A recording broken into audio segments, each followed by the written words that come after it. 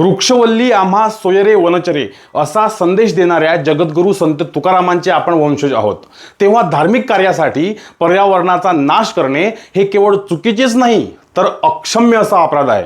सरकारच्या दृष्टिकोनातून जर पाहिले तर एका झाडाची कत्तल म्हणजे मनुष्यवधाचा आरोप असतो आणि केवळ कुंभमेळ्यासाठी तब्बल 1800 वृक्षांची कत्तल म्हणजे 1800 मनुष्यांची कत्तल करण्यासारखी आहे।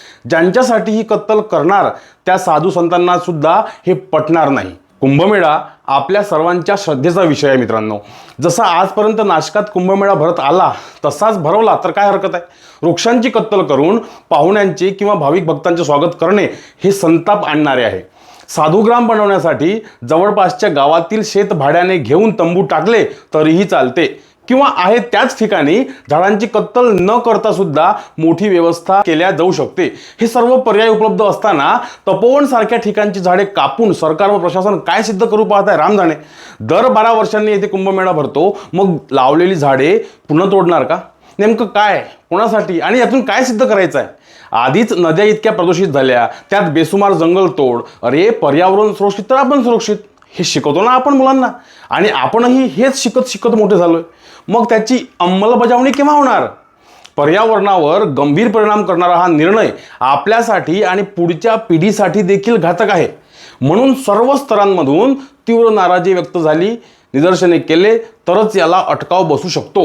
वड, पिंपळ, कवठ, आंबा, चिंच, लिंब अशी झाडे लावून खऱ्या अर्थाने हा कुंभमेळा हरित कुंभमेळा म्हणून साजरा करायला हवा। परंतु हा कुंभमेळा राजकारण्यांसाठी खऱ्या अर्थाने आर्थिक कुंभ आहे। परंपरा, संत, साधू, कुंभमेळा, भक्तिभावाचे प्रदर्शन हा केवळ बहाणा आहे। नंतर ही जागा अडाणी अंबानीला कचऱ्याच्या भावात विकली जाईल असे लोक बोलत आहेत। मुंबईमध्ये राणीच्या बागेसमोरची जागा ईशा अंबानीच्या नवऱ्याला दिली। भविष्यात राणीची बाग सुद्धा देऊ शकते डेव्हलप करण्यासाठी। वनमंत्री म्हणतात बिबटे तिकडे आफ्रिकेत सोडा, हत्तींना गुजरातमध्ये वनतळात पाठवा, छत्तीसगडमध्ये जंगल तोड सुरूच आहे। झाडांचे महत्त्व कळत नाही का? मित्रांनो, या सरकारला कमी आवाजात ऐकू येत नसावे म्हणून सर्वांनी एकत्र येऊन मोठा आवाज करावा लागेल।